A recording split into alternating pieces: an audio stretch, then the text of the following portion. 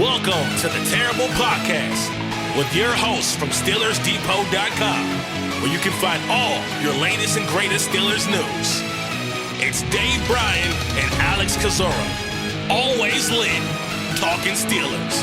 And now, here's Dave and Alex.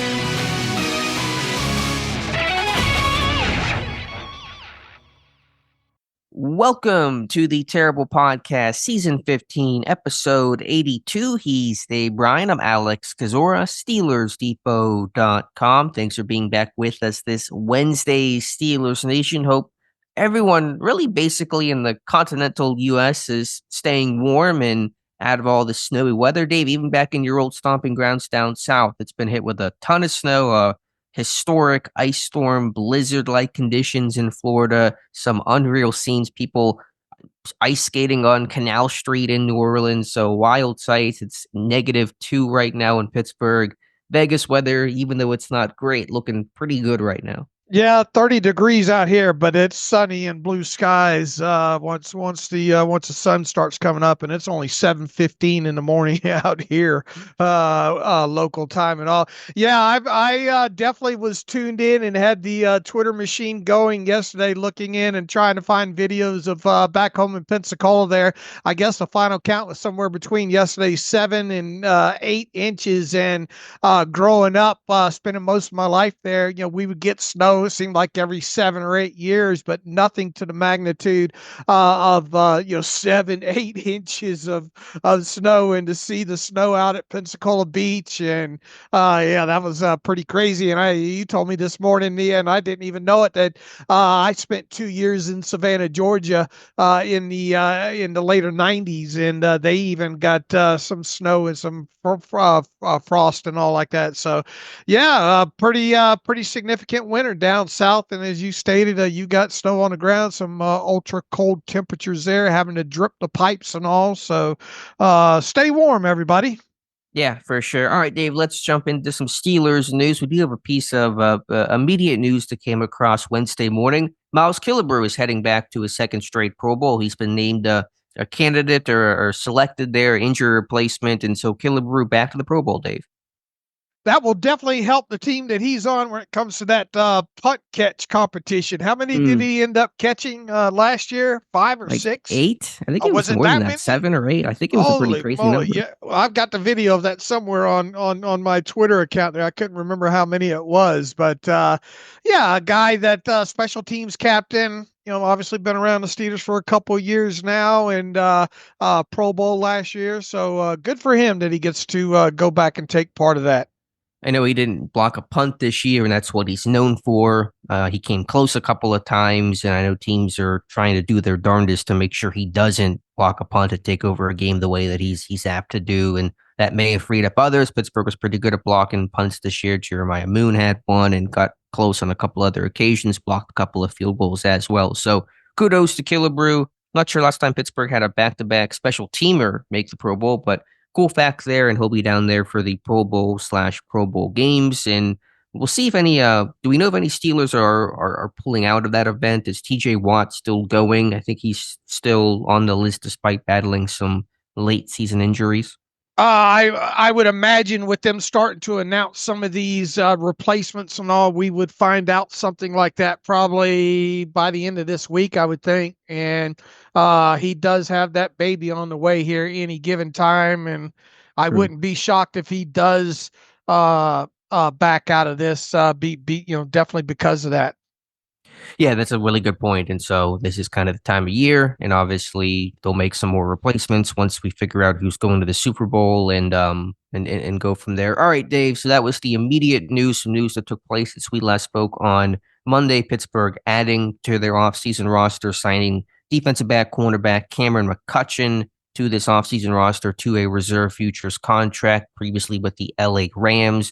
Never appeared in a regular season game undrafted out of Western Carolina in 2023. Does have the size profile that Pittsburgh has been gravitating towards at corner with guys like Joey Porter Jr. and Corey Trice. McCutcheon, 6'1", 200 plus with long arms, didn't run great coming out of school, and that certainly hurt him along with playing at a smaller school. So a guy that we'll see if he makes it to training camp and go from there. Yeah, what's his arm length on him? Looks like 33 inches. Is that right? That sounds right. So again, that's very much in line with those avatar corners All right. Pittsburgh's been liking pretty good. All right. So that means just this week alone, we have Jonathan Ward back on the roster. That's a veteran benefit contract, by the way.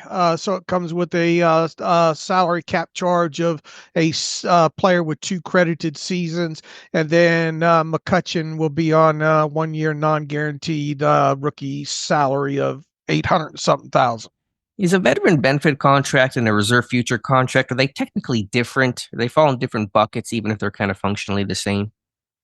Well, they're both termed reserve future contracts because they don't technically go into uh they don't technically start until the start of the new league year. That's why they're called reserve future contracts. They're in both situations here. These are reserve future contracts and they don't go into effect until the start of the new league year. The only thing with a veteran benefit contract is that it applies to 1 year contracts of players with 4 or more credited seasons, and then it's got to be for the minimum, and you can only have the max signing bonus given to them, and then if you meet all those rules to it, then you get the decreased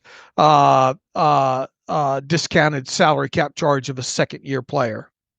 Okay. So I see the difference there. So that is because I never honestly really knew exactly what reserve future meant. So what makes that so is the contract kicks in once the new league year turns over. Right. Okay. And that's where the future part of it comes in. And I don't know why they call it reserve, but they always have. But I mean, they're on a list that's called reserve future contracts there. So those don't go into effect until the start of the new league year. So can Cameron McCutcheon, for example, go to the team facility now and start working out, or is he disallowed until that contract technically kicks in mid-March? Yeah, I don't know for sure. I would think that if you sign some sort of waiver or something like that potentially you could, but I don't. That would probably be more of a question for, I don't know, Joel Corey or something like that. I would think that you bring in guys like that, you do physicals on them and all like that.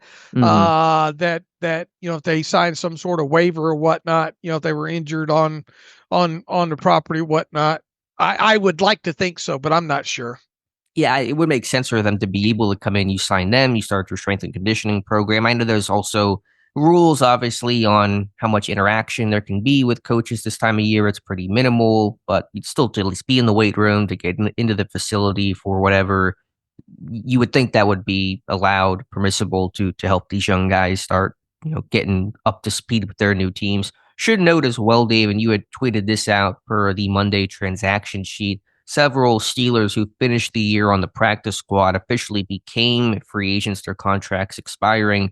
I'll just read off the list here. Wide receiver returner Jamal Agnew, nose tackle Braden Pahoko, defensive back Zion Gilbert, who ended the year on injured reserve on the practice squad, offensive lineman John LeGlue, wide receiver Scotty Miller, defensive back Eric Rowe, tight end Matt Sokol, and Jonathan Ward, who of course immediately re-signed his reserve future contract. So we'll see if any of those guys circle back. They could. Miller, among the most notable names on the list, a guy that played the most of any one in Pittsburgh. Frankly, I think the only one that played snaps in Pittsburgh on the roster besides Jonathan Ward. And so we'll see if those guys come back, but they're now technically free agents. Yeah, and what tends to happen is, obviously those guys ended the season on the practice squad, like several of the other practice squad guys that have already signed reserve future contracts. It would not be unthinkable to think that the Steelers maybe offered reserve, 1 year reserve future contracts to, a few of those other guys there that they said, I'll just keep my options open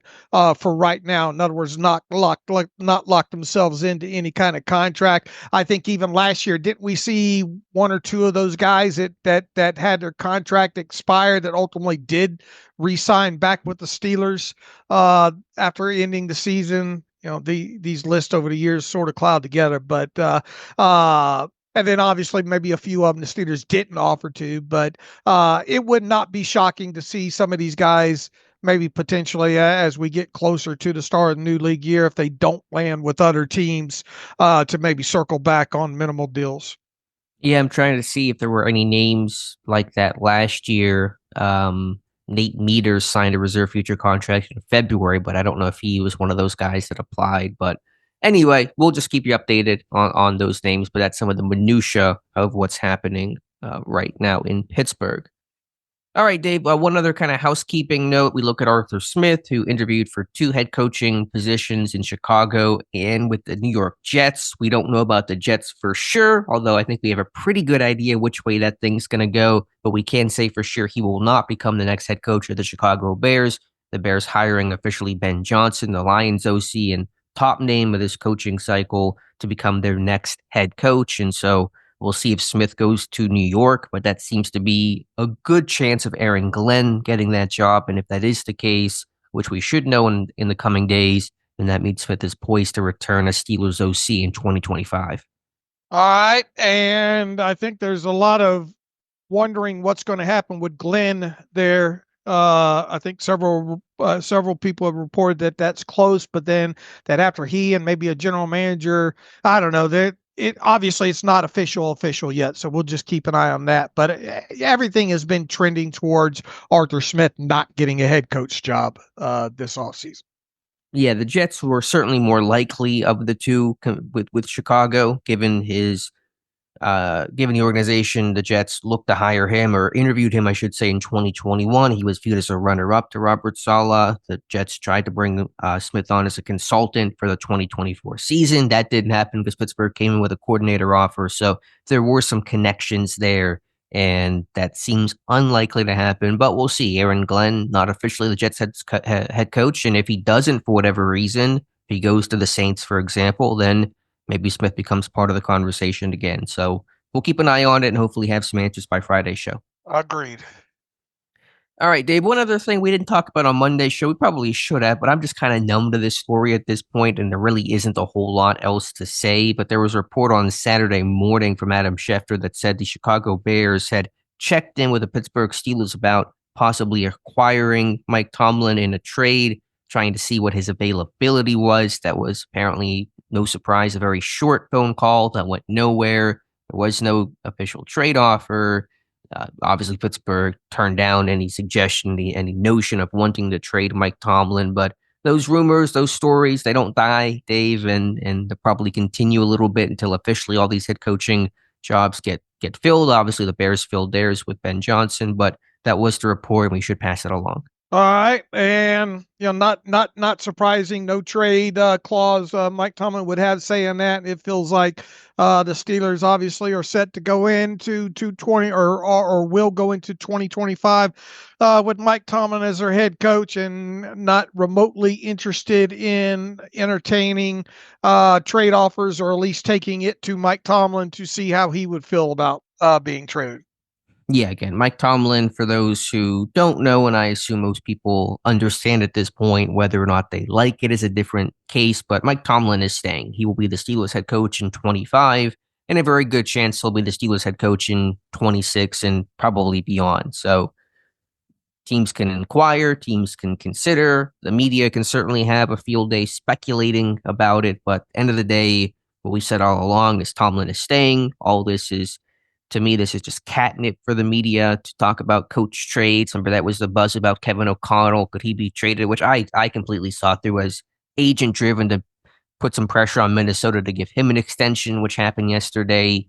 Coaching trades for guys that are actively employed, not the retired or out of football, Sean Payton types, they just don't happen. 2006 was the last time such a trade occurred, and it was not going to start again with Mike Tomlin.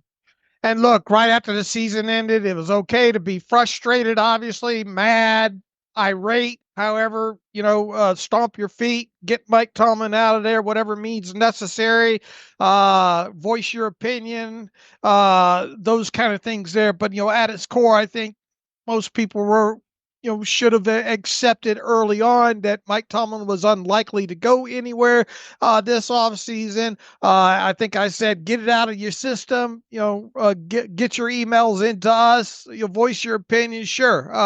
I understand a lot of people ready to move on from Mike Tomlin, but I think now at this point we've kind of reached a stage where hopefully everybody's done stomping their feet and all like that, and we got to move on with this thing. And you can put all the billboards that you want across town for the team to fire Mike Tomlin. That just is not going to happen. So at some point we got to move past this and start looking ahead, to the 2025 season.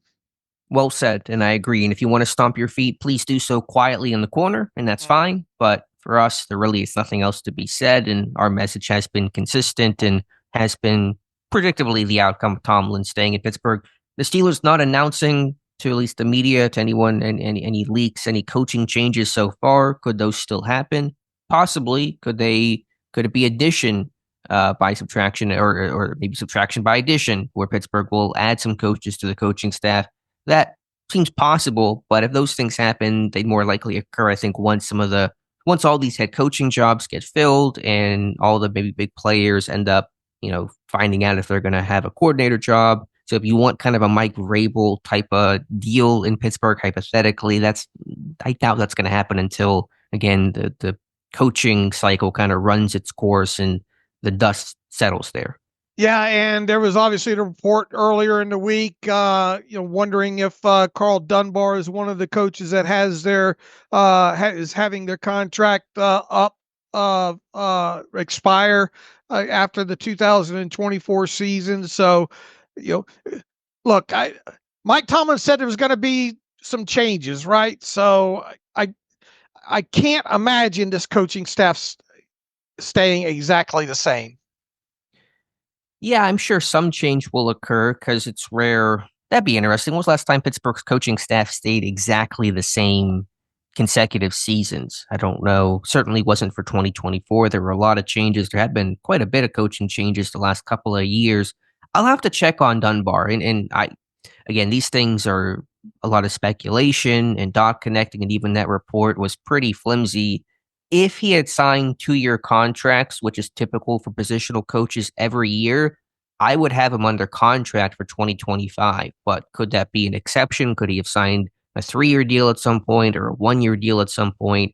That is possible, and it has occurred too. So it's just hard to say on some of these coaches. I mean, we're still not even 2 weeks from the season ending. So some of these things probably going to potentially even leak into next week. And obviously you have coming up the Shrine Bowl and the Senior Bowl, and you would think you would have most of that, especially any guys that you want to go with you on some of those trips sewn up. So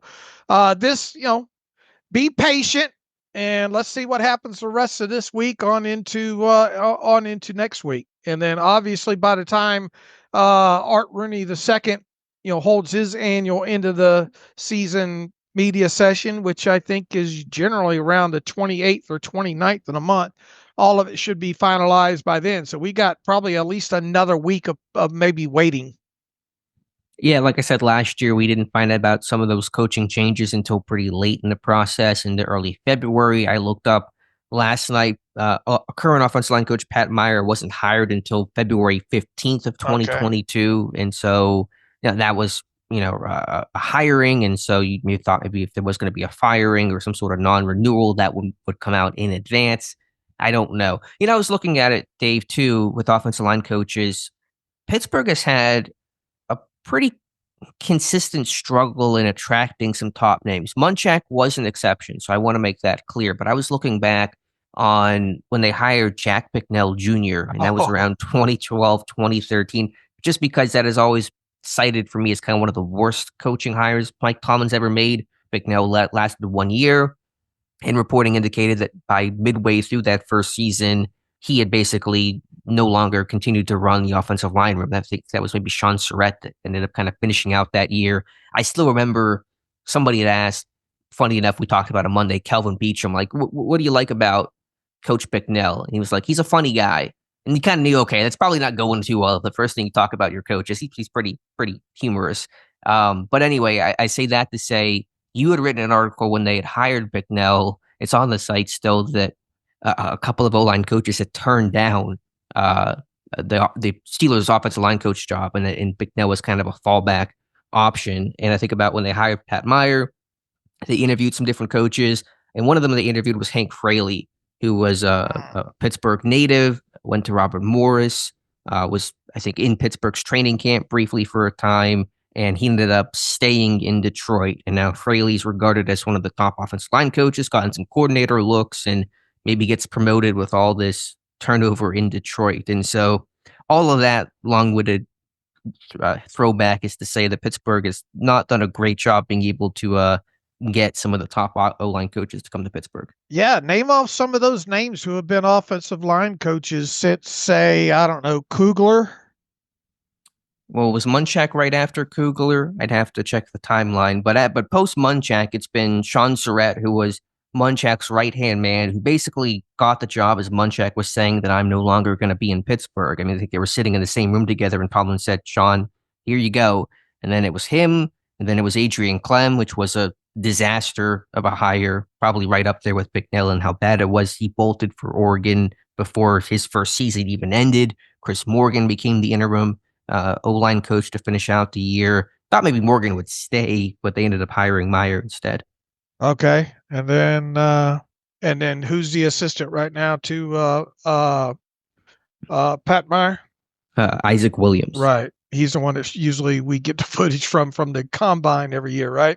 Yeah, he was the one that got run over by, is that Broderick Jones, I think, maybe 2 years back. And I don't know if he had any interaction with Fautanu this year, but yeah, those are the guys. So Meyer, I don't know if Meyer's under contract and all the reporting suggests that he is, and that makes sense based on when he got hired.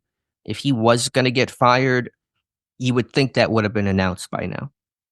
We'll see. And is it, going back to these guys turning them down in the past, is this a pay situation, a competitive salary situation, or what? It's hard to say because you would think Pittsburgh would be attractive for a lot of reasons, for stability, for culture, for a team that has been competitive. You know, there's a reputation, we've talked about this before, that gets talked about online quite a bit, that the Rooneys are cheap and they don't pay their coaches. We know Mike Tomlin is, I think, the third highest paid head coach in the NFL. Highly compensated. Only behind Andy Reid and Sean Payton, and just signed that $50 million deal. So he, of course, is not signed cheaply. Now, some will say that the assistants kind of bear the brunt of that because Tomlin's getting paid so much. I don't know. Those things aren't publicly known. I imagine Arthur Smith probably got a decent contract. You know, other guys may not be as well compensated. I'm sure their coordinators, their coaches are not the highest paid ones in football. All I can say is that Dan Rooney, the late Dan Rooney, had said that Pittsburgh doesn't pay the most. They don't pay the least. They pay on the high side of fair. That was his way of paying coaches. Does that still hold true under Art? I don't know. But we hear that a lot about the coaches are really cheaply signed and hired. And no one's been able to verify that for me. I'm going to start paying you on the high side of fair. All right, I take it. I kind of like the quip there from Rooney. I think it made sense, but you know, what does that mean in this modern era? Because obviously back in Rooney's day, what coaches were getting paid and what they get paid today are vastly different. All right, keeping on the Tomlin track, maybe. I know we were going to talk about this at some point there, and I know that probably 92% of our listenership has been highly tuned into Hard Knocks, especially throughout the Steelers losing streak and into the playoffs. I'm being obviously. I'm trying to be funny there, but we obviously have been watching every episode and trying to pull whatever nuggets that we can out of those to pass along to readers and listeners and all. They showed more Steelers in that episode last night, I think termed episode 8. which mostly covered the Baltimore Ravens in the divisional round, lost to the Buffalo Bills there. But there was a little bit of Steelers stuff in there. What did you think about what Mike Tomlin had to tell the team following the message and all after the loss to the Ravens in the wild card round? Yeah, they showed a snippet of his kind of exit speech to the entire team, and it was basically about, he doesn't prepare for failure, and forget some of the other quotes in there, but it was just trying to. I'm not really sure what the approach for Tomlin, kind of the intent was. It wasn't kind of a soft speech, but it wasn't like, I don't know. He just says, "quote I can't hurt too long because then it jeopardizes what lies ahead." So as a leader, you got that commitment from me. I love what I do. I love who I do it with, and I love where I do it. I'm a competitor. That's who I am. I'm comfortable with that.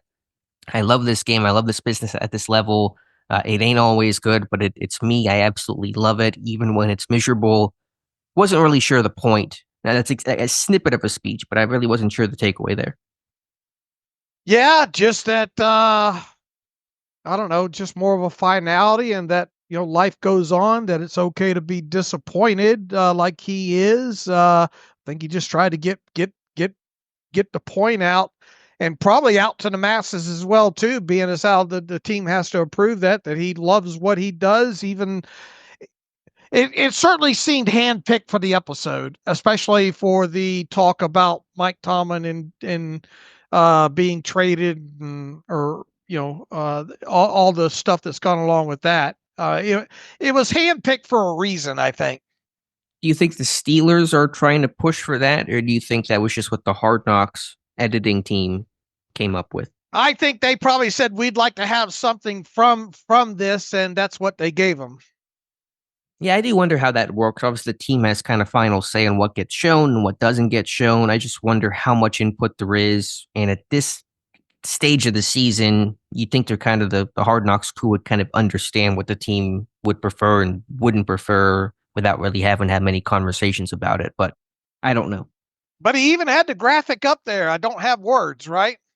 Yeah, I don't have the words. And I guess that was basically just saying there is no easy way to exit a season, especially one in which Pittsburgh lost 5 straight games. There really is nothing that can be said that's going to make you feel great about that. It's just, it is what it is. It's reality. We move on. And for Tomlin, he doesn't stop competing, is what he was, I think, trying to address with the team. All right. There was another interaction between Grady Brown and Joey Porter Jr. during the segment. Yeah, there was a one-on-one in Grady Brown's office in which Brown challenged Porter to step up and said, "You got to be the dude next year." And he also talked about that while the team was taking responsibility and accountability for the quote, "my bads," which I assume will be things like busted coverage or missed assignments and just poor play. Brown said those mistakes can't happen in the first place. There's a point where you say that's great that we're taking accountability, but you have to correct the mistakes. And I think he was talking big picture, not just to Porter about that, but then challenged Porter to step up, and Porter responded and said he's going to be a different guy, a whole new me next year in the classroom, on the field, and going to be a big third year for Joey Porter Jr. to step up, to, I think, progress his game. I think maybe there were some steps taken this year, but certainly the penalties overshadowed some of that. It wasn't the leap, the big second year jump. We thought this guy's going to have a fantastic season and be viewed as a top 5, top 10 type of corner in the NFL. Didn't get to that point, and Porter hopefully can get there in 2025. Let me tell you where my mind went last night that I thought would be interesting for conversation today. Who is the face on the team? Who is the face of the Pittsburgh Steelers right now? Who is the mouthpiece of the Pittsburgh Steelers right now, player-wise? I think it's an easy answer. Well, you're saying face or mouthpiece? Because I think I have 2 different answers on that. I think the face, when you think about just from the national media, who they identify as the Pittsburgh Steeler, the cornerstone, is TJ Watt. The mouthpiece, I think, is more Cam Hayward in terms of he is the leader in terms of the spokesman of the team, if that makes sense. All right. I would have went Cameron Hayward on both of them, and it's not disrespect to Watt. I just think when you think of the Pittsburgh Steelers right now, someone being in the forefront I didn't think about dividing them into two like that, to be quite honest with you. Yeah, I mean, just like if you played, Family Feud, we survey 100 people about. If I surveyed 100 people on the street and said, "Name me a Pittsburgh Steeler," I think T.J. Watt would be the answer that will come up the most. That's why I think he's the face. But I agree that Hayward is the leader and the spokesperson for the team. All right, that's good. I wonder how many people surveyed out of 100 would say, "Name me one Pittsburgh Steeler." Yeah, probably in other words, who would be the greatest answer or the biggest answer? The most popular answer, I think. The most popular answer on the board is sorry, yeah. It's been a while since I've gotten into the Family Feud. Okay, but I guess let me rephrase that better. Who would you consider the mouthpiece? Who would most of the national media consider the mouthpiece of the Pittsburgh Steelers? Yeah, I think it's Cam Hayward as he is the elder statesman. He is the number one leader of this team, and his words carry the most amount of weight whenever he talks. All right, try to circle back in your head prior to, and even as Cam Hayward was a younger player, who was the mouthpiece or mouthpieces of the Pittsburgh Steelers? Oh, wow. That's a great question. I mean, Ben, obviously, just because he was the franchise quarterback and anything he said moved needles. Defensively, yeah, it's a really good question. I mean, you had guys like Troy, but I don't know if Troy was like the mouthpiece because he was obviously more quiet and reserved in his play, did all the talking. Like you think back to the James Ferriers of the world and that type. Yeah, I don't know if you had a particular answer. Well, where I'm going, there was like multiple mouthpieces, were there not? There was Ben, there was Marquise Pouncey, there was Brett Kiesel, trying to move. Ike Taylor was out in front quite a bit. Ryan Clark had a lot.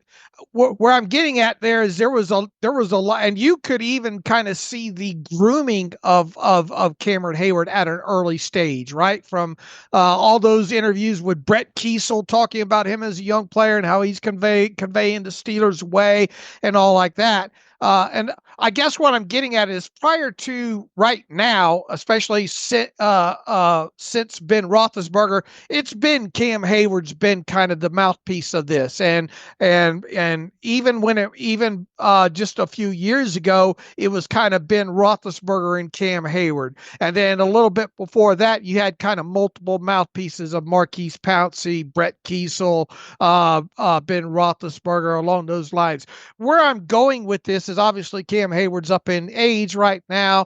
He's not, we expect him to be around at least for the 2025 season. Who is the next mouthpiece on this team? Yeah, it's a great question. It's a younger team overall. It's not nearly the veteran, close-knit group that it was in those yester eras that you refer to. They've tried to make some players into leaders. It didn't really happen. Najee Harris is one that comes to mind. Yeah, it's a great question. That's where a guy like Porter can maybe step in and hopefully, assume that void. There's a Zach Frazier long term, even though he's kind of more DeCastro, a little quieter, not going to be super great in a great quote with the media. Hopefully it's eventually a long term quarterback. But I guess for my lack of an answer is probably pretty telling and probably what you're getting at. Could it be? Yeah, that's what I'm getting at. I mean, Alex Highsmith's out front quite a bit. Even though TJ Watt's going to be around a little bit, is he going to be that guy after every, in every situation? He does it. He does his fair share, but he's just not, he's not that same kind of person that Hayward is, right? Yeah. In terms of that leader and in terms of in front of the media, not saying he's not a leader, but in terms of like the guy that will not confront, I'm misusing my words here, but you get my point. The Cam Hayward, the Ben, that face and that voice of the organization outwardly, Watt is not quite that guy. And that's okay, but that's just not who he is. I'm not framing this as a negative on TJ Watt. I'm just trying to say who is going to be. I mean, Alex Highsmith does a good job, but how much longer is he going to be around? He might be the de facto kind of guy. Let's say 2025 is it for Cameron Hayward. If it's not a guy like Joey Porter that becomes, that guy, I mean, you really struggle with who that next guy is. I mean, go down the list of guys with the most experience on this team right now. I mean, it's not going to be Chris Boswell. Russell Wilson might not even be back. Miles Killebrew is not that guy. Landon Roberts, he's only got at least another year maybe left with him. It's not going to be Montravius Adams. It's not going to be DeMonte Casey. It's not going to be Larry Ogunjobi. Minka's not that kind of guy, right? And then you get down into Alex Highsmith, 5 years in, right? 6 years in, going into his 6th year. Could Pat Fryermuth be that guy? I mean, he's been pretty in front of the media. What I think is interesting is so many of those names are defensive players. And I do think a Patrick Queen can maybe be that guy. He talked to the media frequently. He doesn't have the tenure of other players, and he's a younger guy, but he's experienced in the NFL and is, going to be one of those core guys defensively. I think you wonder about the leadership void, even internally on offense. Like, who are going to be your leaders offensively? I think it's a big reason why Russell Wilson was brought in. I think it's a reason, at least one of the reasons why they brought in some veteran receivers like Van Jefferson. Arthur Smith connection obviously played a factor as well. But I think to your point, to expand on it slightly, is just even internally, who are going to be the leaders of this Pittsburgh Steelers offense? Right. I mean, just in general, who are your immediate future leaders of this team? And could this be part of this? A minor part of the problem. Where are when you circle back to the championship teams, you had multiple leaders on those teams. And also guys that have been around. And this goes back into the whole drafting aspect of this as well, too. The Steelers add a hole when it comes to top of the draft guys. Normally you see them draft guys in the first round and you see them re-upped on their contracts, right? And become long-term Steelers for the most part. And then you run into the long list of guys, the Terrell Edmonds, Kenny Kenny Pickett, Devin Bushes, Artie Burns, kind of guys. Not only are they missing out on getting these guys to be long-term Steelers like they like to cultivate through the draft, they're also not gaining the leadership aspect of these players either long-term. I agree. And the players you named of before were all homegrown, all drafted, like Taylor, Marquise Pouncey, Ben, Clark was an exception, but you get the point. And also just, it's hard to, I think, create a culture if you're building a lot through free agency, when you have that kind of turnover, when you're consistently having big roster shifts and not having those veterans and those leaders that stay year over year.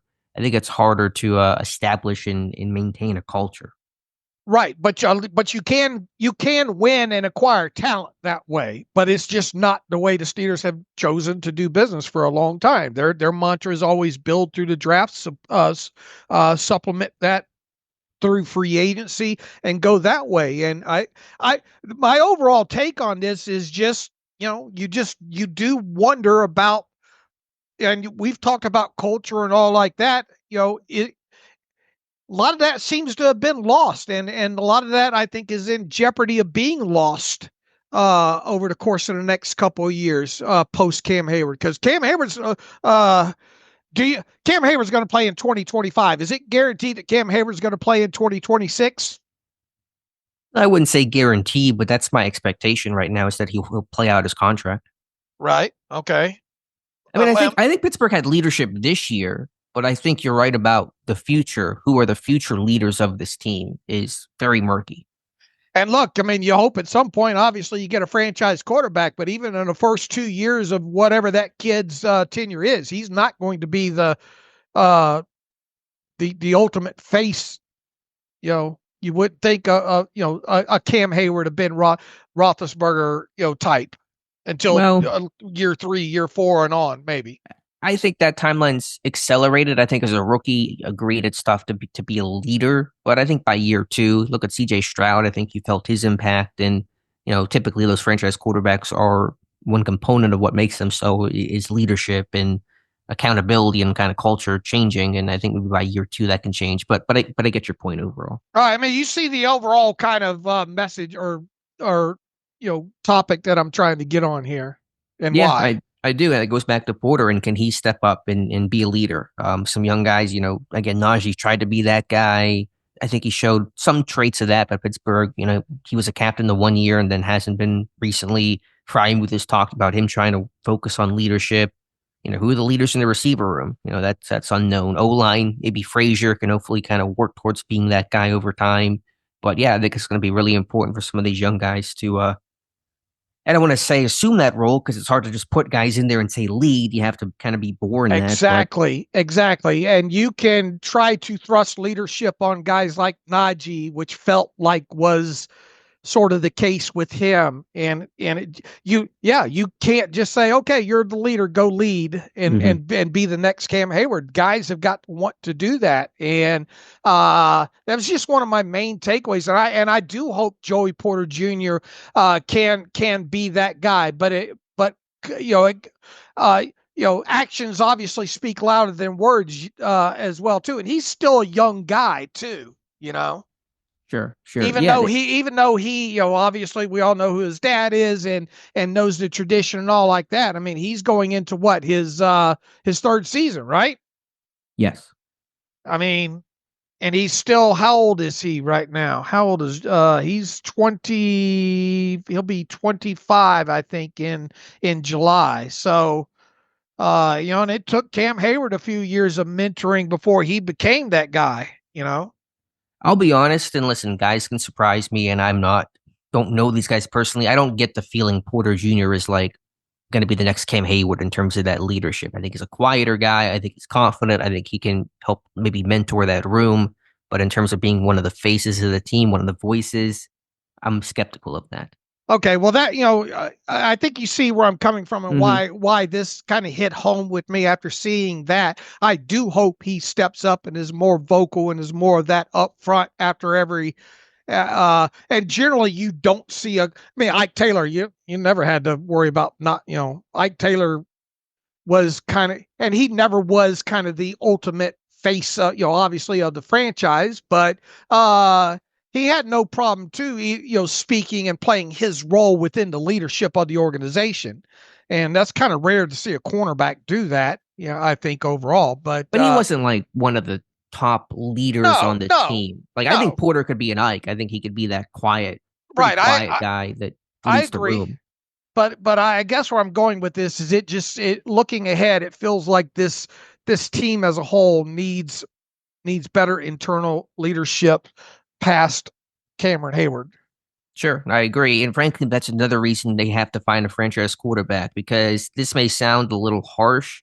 And I made this comment when it happened with Najee Harris when they tried to put him in a leadership role. How many teams are led by running backs? How many teams are led by the tight end? It's just not a natural position of leadership for the entire offense. I think it's more common, obviously, with quarterback and probably some offensive linemen. It's kind of where I think your leadership really tends to come from, those every down kind of guys. And so you need a quarterback for the play aspect first and foremost, but generally your leadership has to come from the quarterback. And that's another reason they need to find a franchise guy. All right. I wanted to hit on that today. Yeah, that's a really interesting conversation. And it's a great point because I think it ties into some of the culture stuff that we talked about where you wonder, is Pittsburgh in the place it needs to be? Because I think without culture, you can have talents, you can have ability, and that's going to get you to a certain place. I think it's really hard to be a Super Bowl contender without a really solid team culture. Right. All right, Dave, let's talk about free agency, though. And PFF updated a list of their top 75 free agents, 5 Steelers making the list, Justin Fields leading that list. And what's more interesting, I think, than the list itself is the contract projections they assume to each player, starting with Justin Fields. Interesting here, they project out, and generally they're fairly accurate, but maybe some disagreement here. They project a 1-year deal worth $11 million for Justin Fields. That's fully guaranteed. What do you think about that, Dave?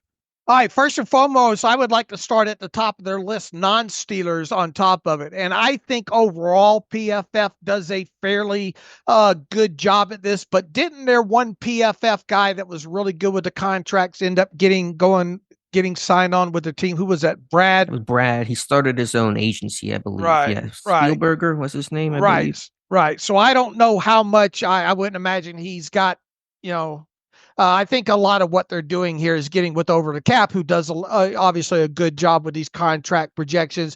But until my buddy Daniel Salib's, he did a fantastic job with a lot of those projections last He's year. not involved with any of this. He does his No, own thing? I don't believe so. I think he's still kind of separate. And I think last year those the projections that he did were on Texans cap and all like that. You know what? I might reach out to him and see if we can pay him and that might not be a bad thing to pay him during the offseason to have rights to his contract because I think he does. And look, I love contracts. I love doing them. I think I can come fairly close of these, especially Steelers related, but around the league and all like that. I think Daniel does a very, very good job on that. But anyway, I just want to start at the top of the list here with PFF, and they've got T. Higgins as their number one ranked potential free agent here, and they have him down at 4 years, $28 million, with $67.5 million guaranteed.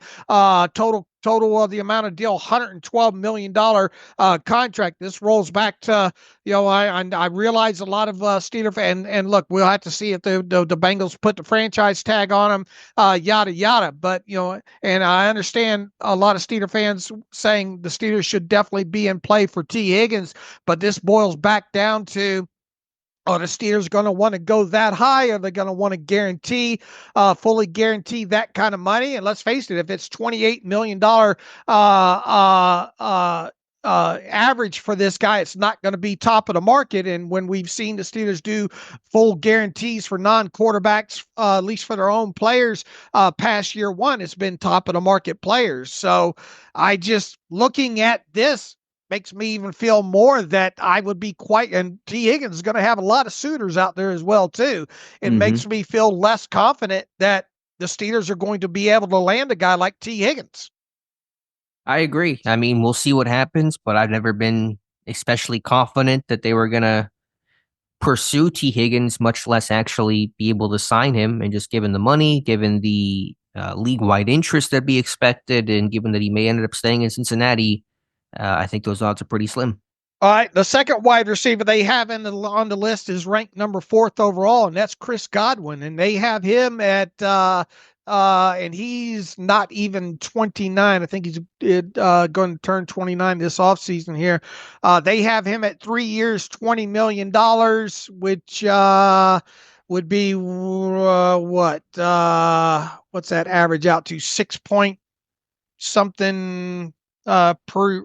Or no, it's a 3 year, $60 million deal. Yeah, so it's $20 million average year, and they have $40 million guaranteed, which is first 2 years of the deal, right? And he's coming off a pretty serious injury, but yeah, that would be 2 years guaranteed. Yes. Right. All right. Moving past that and on into, and if you start looking at this list overall, it's like you're trying to go through and say, I could see the Steelers maybe going after that guy, whatnot. But back to your point here, players in, let me sort this out of the Steelers players that they have on this list. Justin Fields is their highest ranked one on the PFF list, and he's at 19 overall, 1 year, $11 million contract. Could the Steelers do that? Absolutely. It would. Obviously, if you do a 1 year, $11 million contract, that's going to be his cap number, as well, which would eat into, you would think that if they, personally, I think if they get Justin Fields back, could you see it being a 1 year deal, or is it more in your head of being a 2 or 3 year deal? I mean, when was the last time Pittsburgh gave good money on a 1 year deal to basically anybody? Much less a quarterback. I think they'd like to do a 2 year deal. That's typically their MO. Right. I would as well, too. And now you did trade for Justin Fields this last offseason, and it was, the final year a much cheaper price as far as that goes. Could they do it? Would I be on board for signing Justin Fields to a 1-year, $11 million contract? Absolutely. I'm not convinced that the Steelers get him re-signed. It would be 1 year, $11 million. Is $11 million a fair price though?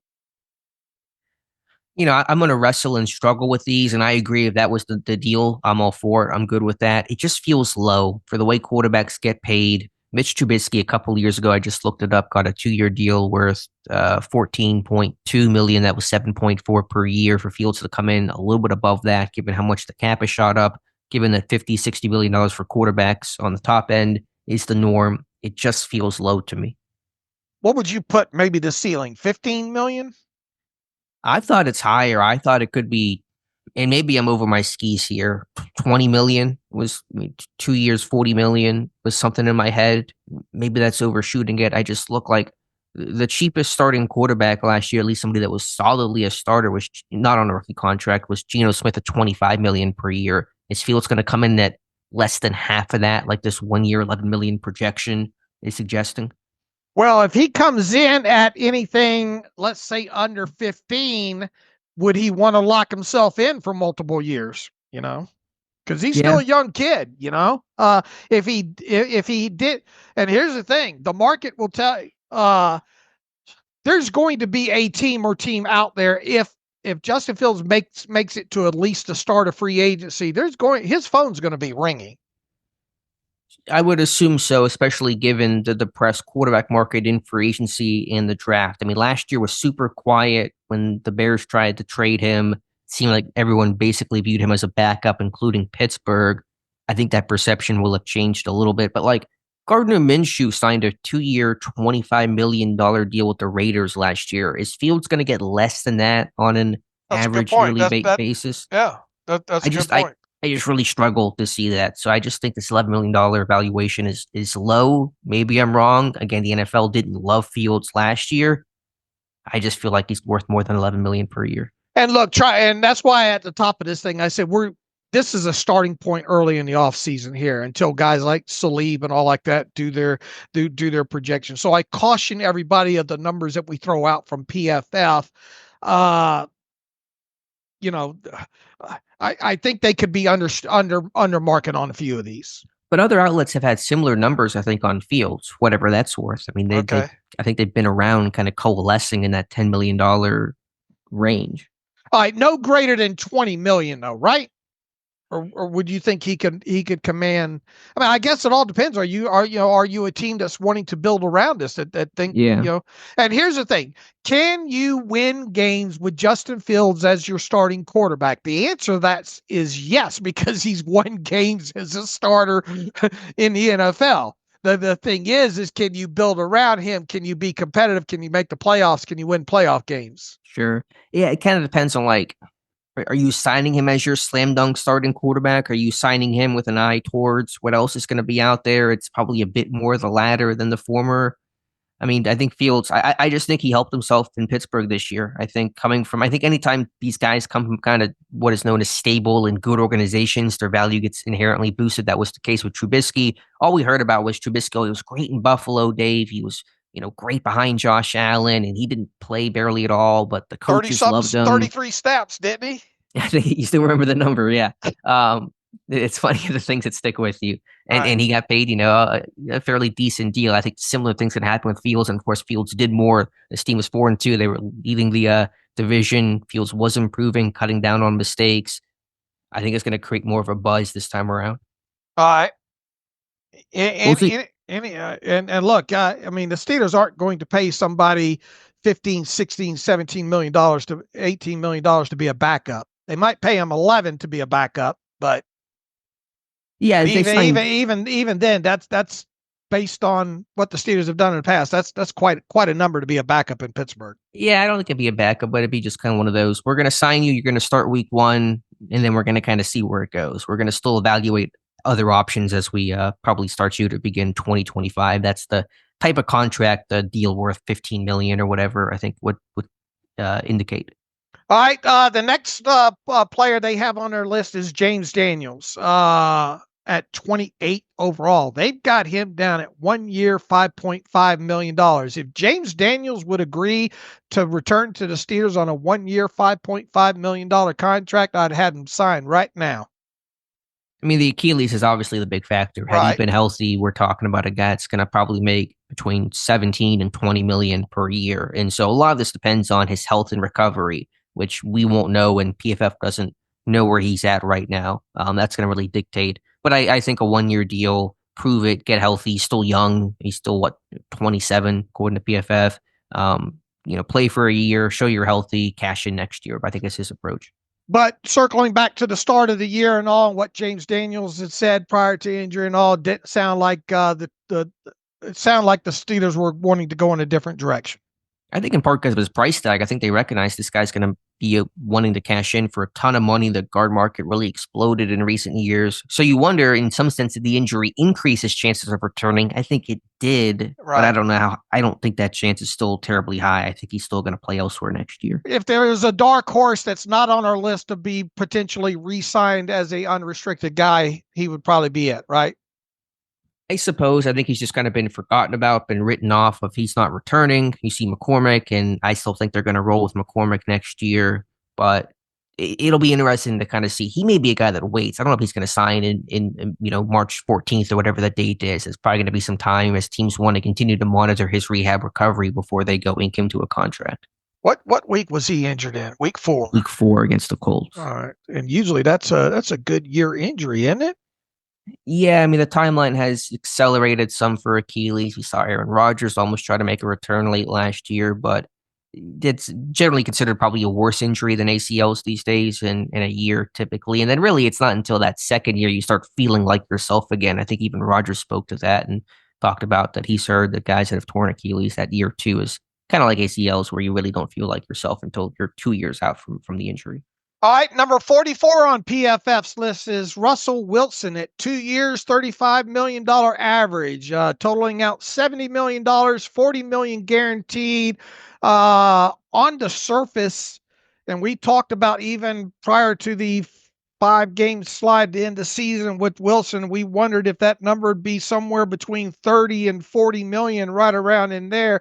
Obviously, I don't think he helped his value in those final 5 games there, but I mean, this seems like it might be ballpark here. Well, I think even PFF admits they're not really sure how to gauge him, and this is going to be one of the most interesting contracts to watch. Again, part of this is just how do you value him? Do you value Wilson as to come in and be your number 1, slam dunk? Do you want to bring in competition? Again, I think the media has undershot his value overall, just given the quarterback market, but it's a lot of people, I think, trying to guess at what Wilson's market's going to be, which will dictate what his value is. I said that if this team did go the direction of re-signing Wilson, you've got to make it where you could potentially get out of it after 1 year. So if you had 40 million guaranteed as part of that, you're basically paying this guy $40 million to be your starting quarterback in 2025 with technically an option, what it would be for 2026. I don't know if he's going to go for that. I mean, I think all you have to listen, however you do this deal, if you cut him after the first year, you're going to deal with some dead money. There's probably no way to get around that, but you just want to make sure it's not going to wreck your franchise in a Deshaun Watson, probably Kirk Cousins type of situation where it's just this anchor that you're tied to. So even if you did a 40 million guaranteed, if you had to come after year 1, you can probably structure that in a way that you can manage it. Well, what you would do is it probably end up being something like you'd have a minimum base salary with him that'd be fully guaranteed, and then if it's the other $38 million would be the the signing bonus or whatnot to try to keep his cap hit down as low as possible. Yeah, maybe I hadn't thought about it too much. I don't know. Then you have potentially on if you had to part ways with him after 2025, then you're looking at I don't know what would that be, $17-18 million dead money. Yeah, you may raise his base salary for year one because he's going to play for you in year one, and that can reduce the signing bonus. Or Sure. if you cut him, then because if the goal is to reduce dead money, then you want to have that signing bonus probably be a little bit smaller, and you're okay with that base salary being a little bit high for 2025. Yeah, but I mean, if you did, let's say you paid him, I don't know, a $10 million base salary and gave him the other 30 million. I mean, you're still looking at and assuming this was a 2-year deal, you're still looking at a $25 million cap hit this year. Yeah, I'm saying for the dead money, if you cut him after this year, you'd start reducing that number to Right, some right, degree, right. which I think is the focus and the tricky part. So it's going to be really interesting to watch on Wilson's projection. My thought was, we've been talking about kind of the 30 to 40 million range as the season was going along. Obviously, the ending was poor. You're not making money that way. I think someone on ESPN, B. Graziano, said a Baker Mayfield type of deal, which I think honestly is pretty realistic. And that was a 3-year, $100 million contract that Mayfield got in Tampa Bay. All right. And there might be a team out there that thinks that Russell Wilson can be their next Baker Mayfield, you know? Yeah, but what if the market's just a super light? What if it's just there isn't interest out there based on how this season ended? Then what does that do to his value? It tanks it. Yeah, but you wouldn't think it's going to go below like 25 million, would you? Probably not. But what if nobody views him as a starter? Then that's the scenario in which it could happen. And maybe Right. teams are just like, listen, it didn't work out in Denver. It didn't work out in Pittsburgh. What makes you think it's going to work out in our place? That may Well, be a train of thought teams have. well, there's obviously going to probably be a number in his head, and if he doesn't think he can get that by the start of free agency, then he'd probably be better served to sit on the side and wait for some sort of injury to happen. Yeah, it's not going to bring up his money too much though. Right. And how much do you want to sit and wait and be behind in an offseason program on a new team? You want to sign in June and have to try to play catch up and miss out on OTAs. Wilson talks about he hates not practicing. He hates not being out there. I don't know. Like I said, it's going to be really interesting to see how the Steelers and how the NFL views Value. Russell Wilson. Yeah, Right. because I'm just also again the scarcity of other options. Maybe Darnold, maybe Fields, Russ. Like those are the quarterbacks in the draft class is pretty bad. So that could increase Russ's value. All right, next one on the list is a couple spots behind Russell Wilson. That's Dan Moore Jr. 3 years, $13.33 million average, $25 million guaranteed, $40 million total of the 3-year deal. I think we both agree the Steelers probably not going to be involved in that.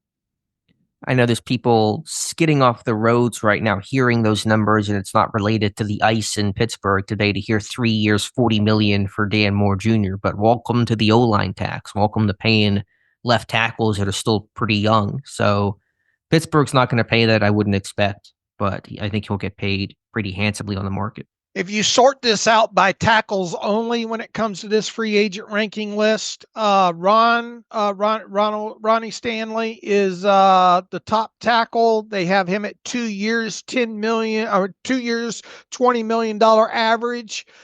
Cam Robinson, second on the list.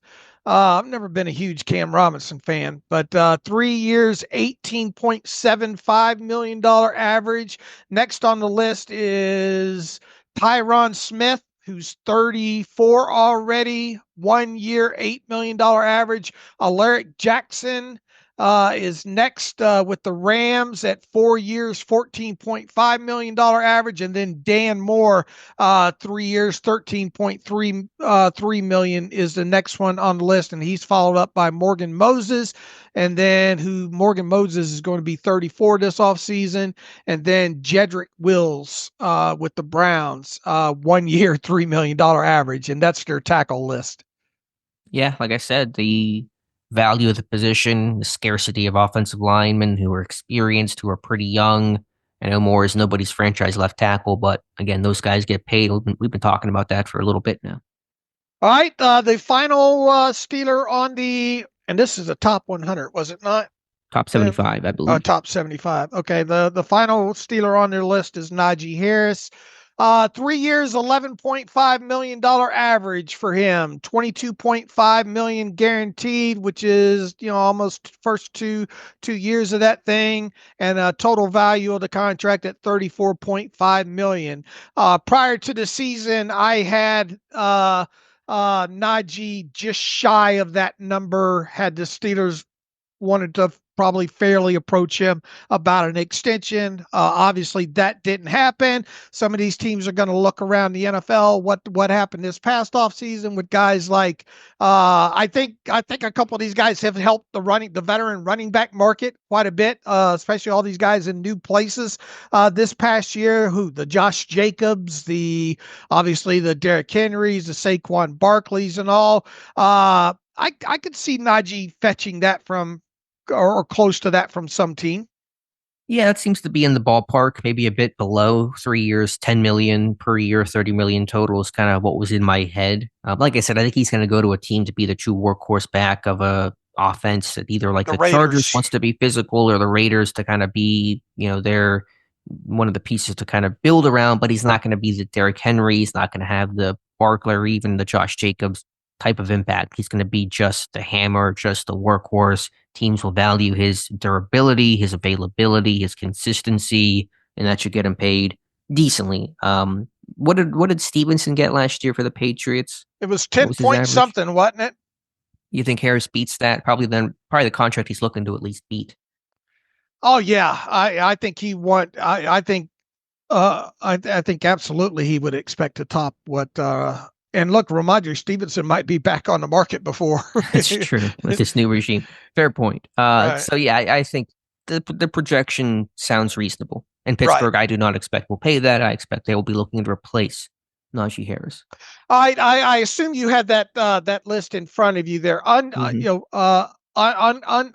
the Steelers and look at just in totality and start scrolling through some of those names and tell me who maybe sticks out to you as a potential Steeler as far as fitting needs and all like that. I hadn't spent a lot of time playing around with it, doing some draft stuff, looking at receiver, D-Hop, but Pittsburgh didn't trade for him or have any reported interest in trading for him. They got Amari Cooper, 2 years, $35 million. Could you see that as a possibility, Dave? Get into the whole hierarchy thing with the Steelers and all like that. 2 years, $35 million, that'd be 17. That would 17 per year. Yeah, that would probably be around the max, I think. Because you don't want to pay him more than who? Cam Hayward was that kind of hierarchy line that I kind of wonder if the Steelers will cross this year. I don't know. It's not a defensive player. And like, if you're Cam, do you really, I get the hierarchy, but sure. Do you really care? Like, Cam wants to win in the playoffs. He's going to be as frustrated, him and Watt, as anybody with this team's lack of success. Like, I don't think it's going to upset him by the team trying to bring in good talent. Amari Cooper's probably going to have a pretty decent market though, right? Yeah, there's it's a good receiver market, and so there's going to be some options. Yeah, again, you're going to have to pay some decent money for him because it's not going to be cheap. But the answer to everybody can't be he's going to have a good market if you want to go and make this team better. All right, the better way to and he's over 30 years old already as well too. Mm-hmm. Lord, where's the time gone? I know. He's a good route runner. Like, he's a guy who can get open. That's what's attractive to me. Could you see the Steelers being interested in him? I can, yes. Yes, I can as well too. All right, scroll down the list a little bit further and see if anybody sticks out to you. At receiver or just in general? In general. Yeah, like I said, I can look at defensive linemen, see who's all out there. It's maybe another area you'd like to add. Not really seeing a lot of names that jump off the page at me. BJ Hill as a plugger along the interior maybe, but I'd have to, corner. What about Milton Williams? He's kind of a Benton type of guy. He's kind of a one gap, a little undersized. I like him. I liked him a lot coming out of Louisiana Tech. He's been underrated, overshadowed by Carter out there. I just don't know if he's giving you anything different or if his run defense is going to be phenomenal. Man, they only have, as far as interior defenders, 1, 2, 3, 4, 5, 6 on the list. Jerron Reed's 6, and he's 32. Calais Campbell is 38. BJ Hill, 29, Levi on Riziki from Detroit. Was he injured this year? No. All the Detroit guys got hurt. It wouldn't surprise me if he was one of them. Anyway, the list is not overly appetizing. Now, look, this thing, teams will have salary cap casualties, and there'll be more names on. But basically, I guess what you're getting at is nobody's really jumping out huge, at least on the interior defender list. Yeah, again, I've spent very little time looking at that list. Again, I've been in dread. But how about this one, Dave? You know how Pittsburgh has really struggled to replace Mike Hilton since losing him to the Bengals? You know how they've struggled to replace him? Sure. Just go with me here. How about replacing Mike Hilton with Mike Hilton, a free agent to be? Look, he's obviously long in the tooth. He's never been a great cover guy. Mhm.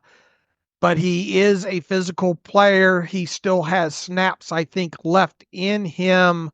I would not be opposed to it if the money was right to try to at least get one more year out of him.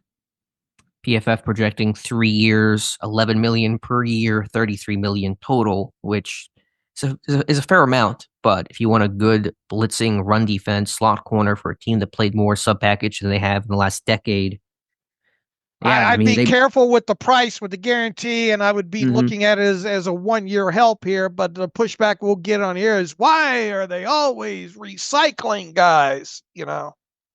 Sure, I get that. But all I know is that I think slot corner is a need. It's not being talked about enough. I mean, there's Beanie Bishop, and you let him compete in year 2, but you just can't hand him the job. One issue was to kind of hand him the job this year, and a lot of sink or swim there.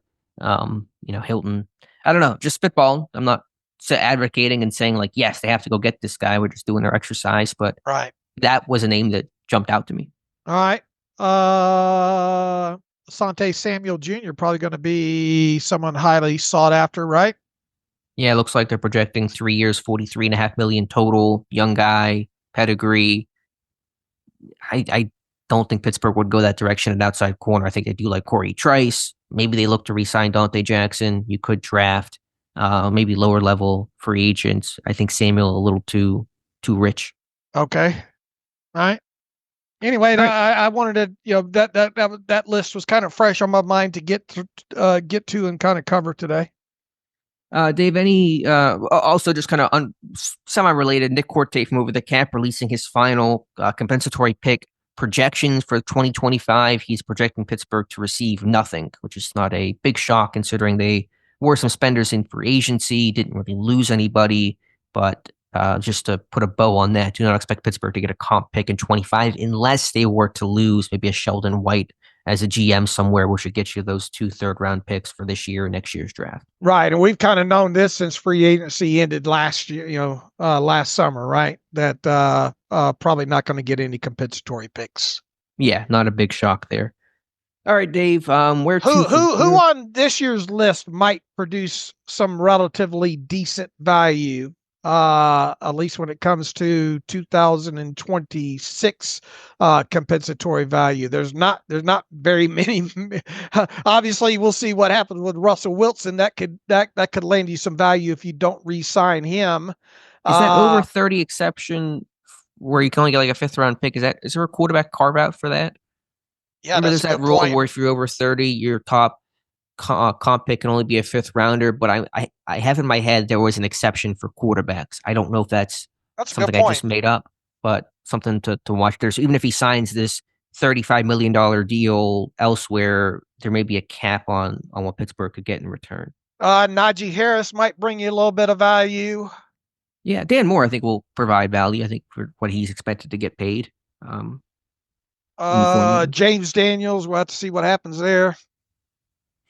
Yeah, I mean, it just depends on, like I said, the contract probably will be smaller, but if he plays a lot of snaps, because the comp considers contract and snap count primarily, right? And so if he's playing a lot, he's healthy, then maybe they could get something out of that. But it depends on who they obviously sign and all those things too. And then there's a whole offset too, what you bring in. Well, what the Steelers bring in end up offsetting. So it's hard to sit here right now and say, well, you can guarantee the Steelers are going to have some sort of compensatory picks in for 2026.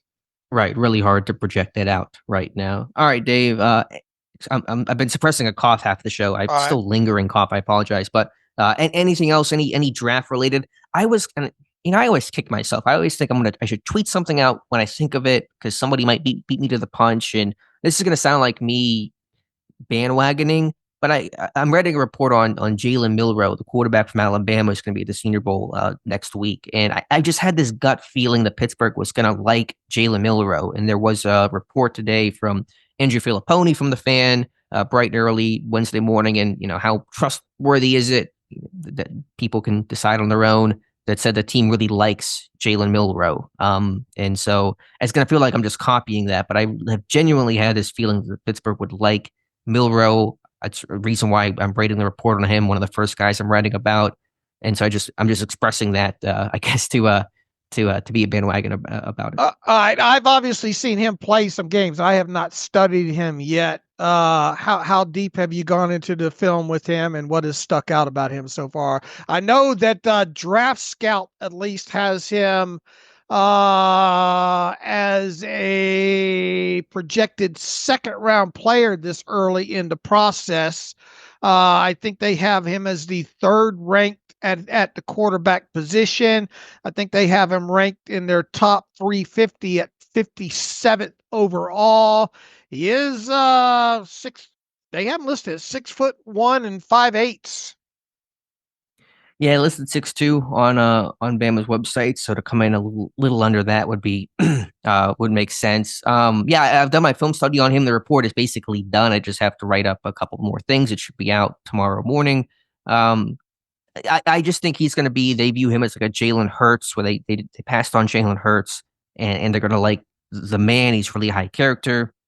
No one says a bad thing about him. He's mobile. He's athletic. He honestly reminds me a lot of Justin Fields. And so my one thought against the idea of Milroe is like if you sign Justin Fields and you add Milroe, it's kind of hat on a hat. They're very similar players coming out. They're streaky. They have great arm talent, but their accuracy is inconsistent. Their processing isn't there. There's a lot of development to be done in Jaylen Milroe. Just off the top of your head, you thinking more of a third round grade on him? That's probably closer to what I'm going to put on him, but I think he's going to potentially be a second round type of guy because of the just the quarterback class as a whole, right? Yeah, that and just the positional need and value. And like, I know if quarterbacks are bad, teams will just wait, as we saw in the 22 class, but I think somebody will jump in. Somebody's going to like the guy, the mobility, and think they can kind of work out the kinks in this game. All right. He will be at the Senior Bowl, right? Yes, he'll be at the Senior Bowl. All right. So we'll definitely have people down there looking and talking to him. And interesting. Okay. I have not gone deep into his tape yet.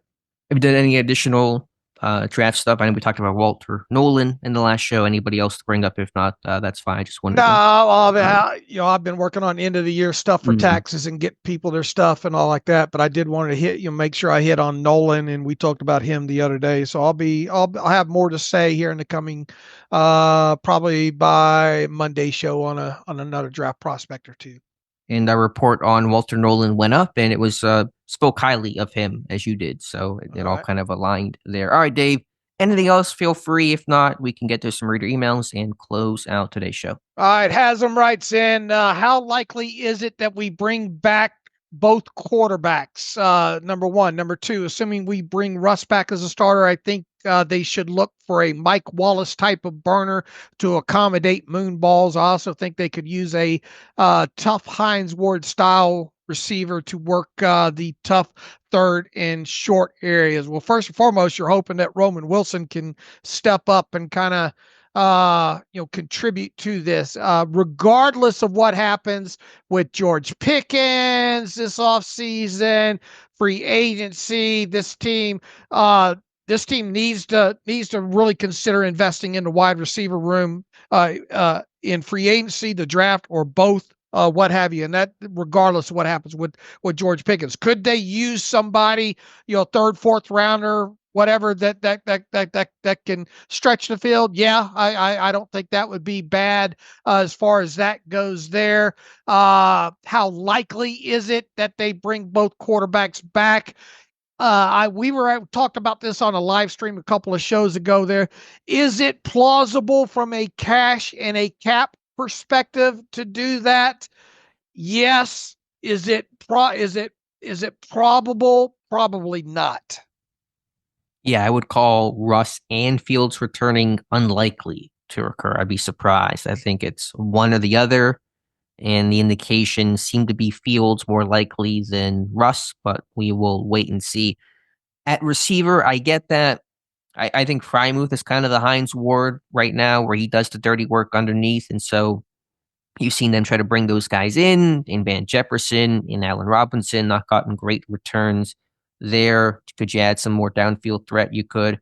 I do just still wonder, what is the value of a number two and number three receiver in an Arthur Smith offense? I mean, obviously, this team, you feel like needs to add talent and add weapons, certainly, but you also just wonder how much production you're going to get out of a team this year where their number two receiver, in terms of snaps, Van Jefferson, like I said before, caught 24 passes. Now, obviously, if you go out there and draft somebody high or add a Maury Cooper, they're going to catch more than 24 passes, but got to make sure you find a way to get those guys involved. Absolutely. All right. Jeff Berg writes in, I recall in early 2024, there was an NFLPA survey, whereas the Steelers got an F for ownership and F. What were the grades on? You remember what the NFLPA survey was on the grades? For Pittsburgh? Yeah.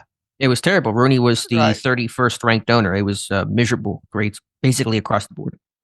He says and how family an F minus for how families are treated. How much does this play a role in some of these issues we're seeing year after year with slow starts, lack of playoff success, and perhaps even the quality of the talent on the team?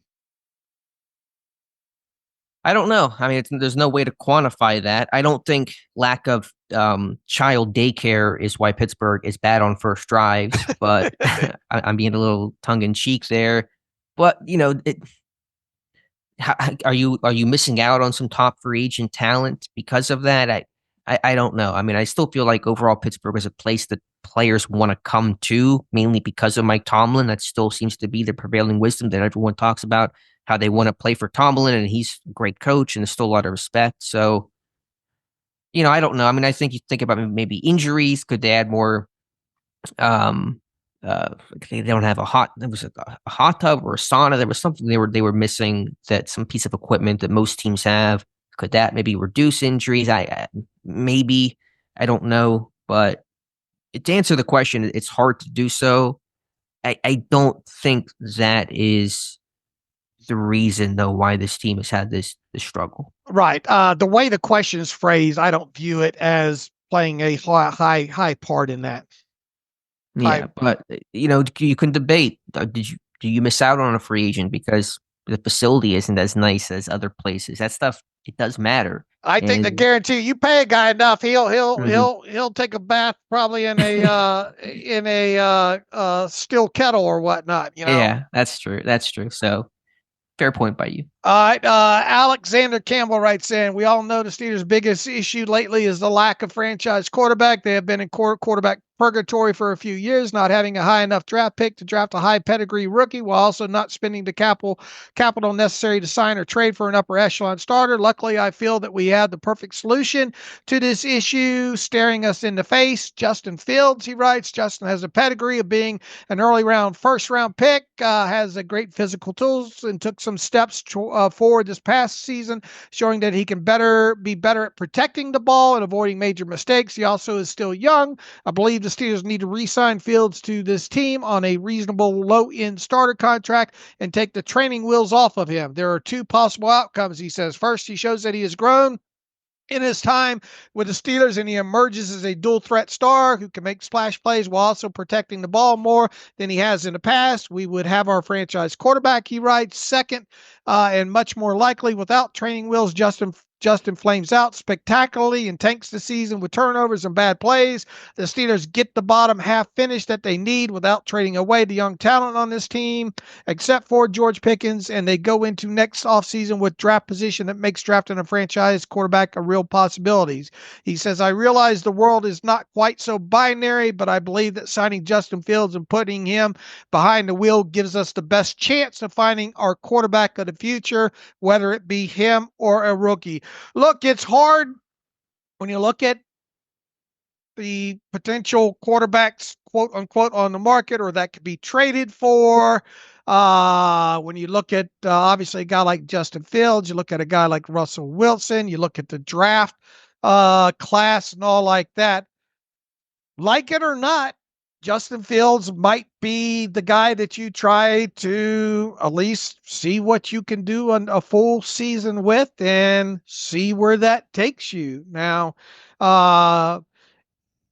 his tape that he has out there from this past season, other teams see that as well too. So, there's going to be other teams that might be in the same sort of quarterback purgatory as well too, that do just enough not to be in the sweepstakes this year, that might be looking down the road saying, look, can we at least spend a season to see what Justin Fields is or isn't and build around that, because he's really the most affordable, youngest pedigree kind of talent out there. We think that we're the organization that can get more out of him. The Bears just didn't let him go on a whim, on top of it there. So it would take great strides in his game for teams to saddle him as a quarterback of the future for the next 3, 4, 5 years. But I mean, boiling this all back to the Steelers, this might end up, fortunately and or unfortunately, being their best direction to go in for 2025, to see where it might go from there. And if it doesn't go well, then barring you finishing 10-7, which is a distinct possibility. If you finished obviously a lot worse than that, then you would be, back at the top of the draft, maybe trying to maneuver for a quarterback in the 2026 draft. I get the overall point, and I tend to agree. I think Fields makes the most sense out of the current options. I think all things being equal, otherwise Fields would want to come back to Pittsburgh. That's just my read of it, but who knows? The only pushback I would offer is that I don't know if there's a tanking scenario, because Fields still led this team to a 4-2 start. I don't think he plays so bad that Pittsburgh would have the 5th overall pick and have like a 4-win type of season. Listen, this team won 8 games with Mason Rudolph and Duck Hodges, so they just seem to be incapable of having a bottom out type of year. So I don't know if you would get that, but also to counter my own counter, that doesn't prevent Pittsburgh from drafting a quarterback just because they're picking 14th or whatever. We talked about the examples of Mahomes and Allen and Lamar. You don't need a top 3, top 5 pick to find a franchise quarterback. The most likely scenario, if you went with Fields in 2025, is that you are a game better or a game less than what you were this year, right? Yeah, you're probably at 9-7 or 9-8, 10-17 with Justin Fields. And then, depending on who you draw, whether or not you get a first round playoff win, if you make it to the playoffs. Exactly. Now, obviously, the high side of that is, something clicks. You get enough weapons around him. You get a run game going. Even best case scenario, it's hard from where this team sits right now in this given moment at the end of January of seeing this team being a Super Bowl contender in 2025, no matter how you slice it. The upside to me would be absolutely probably finally winning a playoff game. And hooray, the Steelers have become, let's just win a playoff game. Yeah, I mean, it's depressing, but well said, Dave. All right. Anything to add to that email? No, I think that let me try to hit one more here from Ron. Hope you guys are doing well. I'm sitting here listening to Monday's podcast and wanted to chime in on about finding a franchise quarterback and the need to do so using a first round pick. I'm not sure I really agree with those sentiments, Alex. There's been several quarterbacks taken in later rounds that have had success. Guys like Dak Prescott, Derek Carr, Russell Wilson, Drew Brees, and obviously Tom Brady.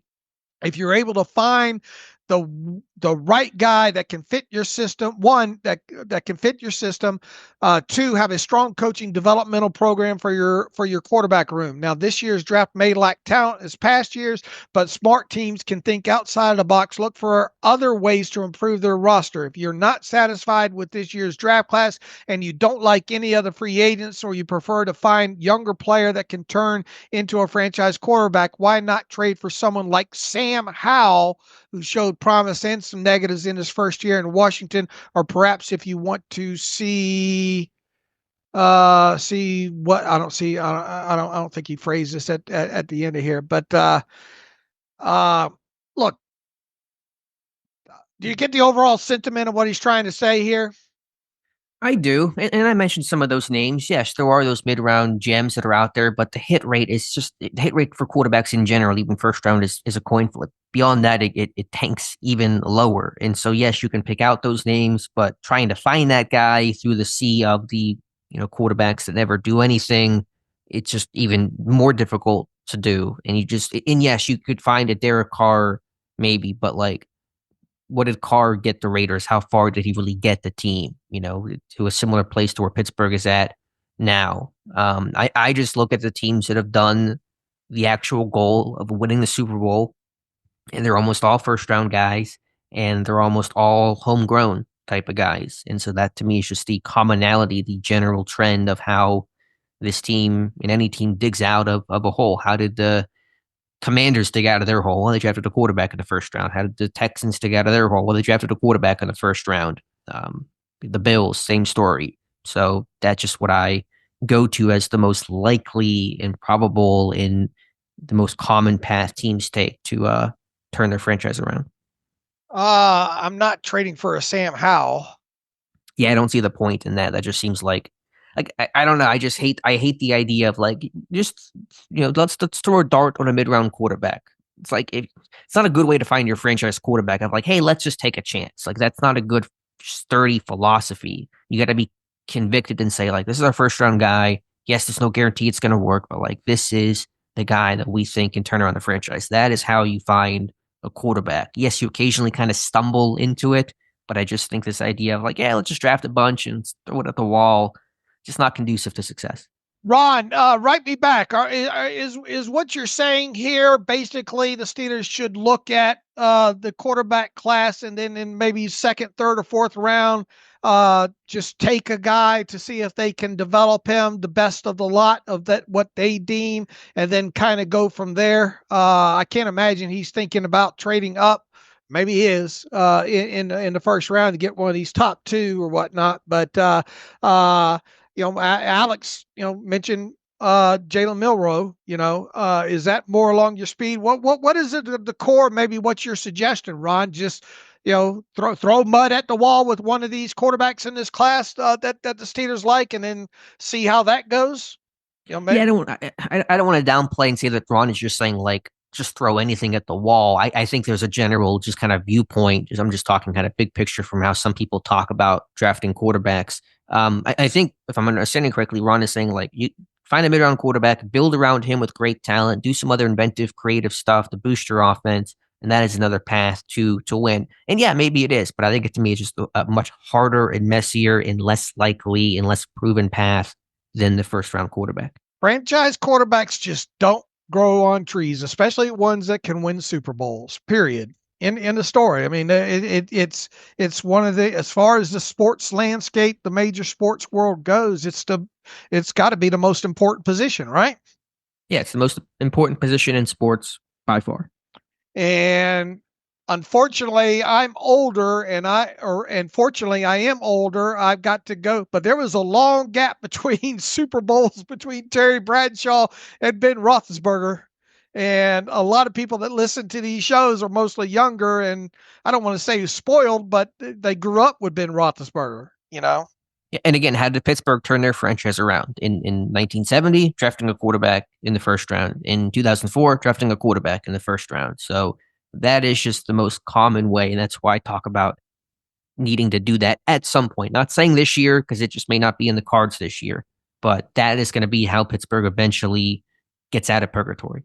And I keep going back to the thing, about Ben Roethlisberger. I can't help but going over those talks that Kevin Colbert had about, he was going to be the number 3. We were going to bring him along slowly.